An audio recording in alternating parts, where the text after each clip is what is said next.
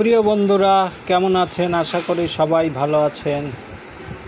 আজ রমজানের শেষের দিকে এই রমজানে কিছু ব্যতিক্রমধর্মী খাবার আপনাদের দেখানোর জন্য হাজির হয়েছি। ছোটবেলায় আমরা অনেকে এটা পছন্দ করতাম, বিভিন্ন রকমের আইটেম। এইসব খাবার আবার বাচ্চারা খুবই পছন্দ করে। এ আছে বাদামের খাজা, খাইতে ভারী মজা, যে খাবে সেই হবে রাজা। এই বাদামের খাজার জনপ্রিয়তা সবচেয়ে বেশি।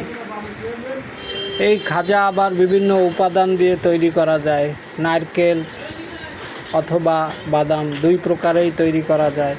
তবে এনার এখানে বাদামটাই দেখতেছি, জনপ্রিয়তার দিক থেকে বাদামই সবচেয়ে বেশি জনপ্রিয়। এরপরে যে খাবারটি আমরা দেখলাম এটা হচ্ছে নিমকি ভাজি। এই নিমকি ভাজি আবার দুই রকমের, ঝাল এবং মিষ্টি, উভয় প্রকারেই নিমকি ভাজি তৈরি করা যায়। জনপ্রিয়তার দিক থেকে উভয়ই খুব জনপ্রিয়, মহিলাদের পছন্দের খাবার এই নিমকি ভাজি। এরপরের যে খাবারটি আমরা দেখলাম এটি হচ্ছে গজা। জনপ্রিয়তার শীর্ষে হচ্ছে গজা। এই গজা চিনি এবং গুড় উভয় প্রকারেই পাওয়া যায়। এই গজা আবার একটি গ্রাম বাংলার ঐতিহ্যবাহী খাবার। আমরা কারো বাড়িতে গেলে এটা অনেক সময় সচরাচর নিয়ে যাই।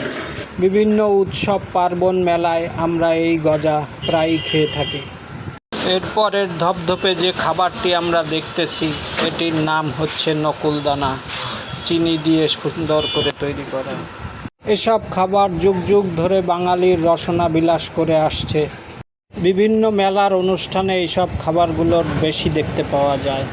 প্রিয় বন্ধুরা, এবারের যে খাবারটি এটি হচ্ছে হাতি ঘোড়া ছাঁচ। হাতি ঘোড়ার আকৃতিতে ছাঁচের মাধ্যমে এটা তৈরি করা হয়। এরপরের খাবারটি হচ্ছে বাতাসা। এটি খুবই জনপ্রিয় এবং সবারই এটা চেনা উচিত। এসব খাবার বিভিন্ন উৎসব পার্বণ, মিলাদ মাহফিল, বিয়েবাড়ির অনুষ্ঠানেও এসব খাবার আমরা সচরাচর দেখি এবং খেয়ে থাকি। গ্রাম বাংলার বিভিন্ন অনুষ্ঠান মেলা এইসব খাবারগুলো বেশি দেখতে পাওয়া যায়। আগেকার দিনের গ্রামের মানুষ, নানা দাদারা যখন হাট করতে হাট বাজারে যেত তখন এসব খাবার নিয়ে আসতো এবং বাড়ির সবাই মিলেমিশে, বয়স্ক বাচ্চা সবাই একসাথে খুব মজা করে খেত। এসব খাবার তৈরির প্রধান উপকরণই হচ্ছে চিনি। চিনি জাল করে শিরা করে তার মধ্যে বিভিন্ন রকম উপাদান দিয়ে এই খাবার তৈরি হয়।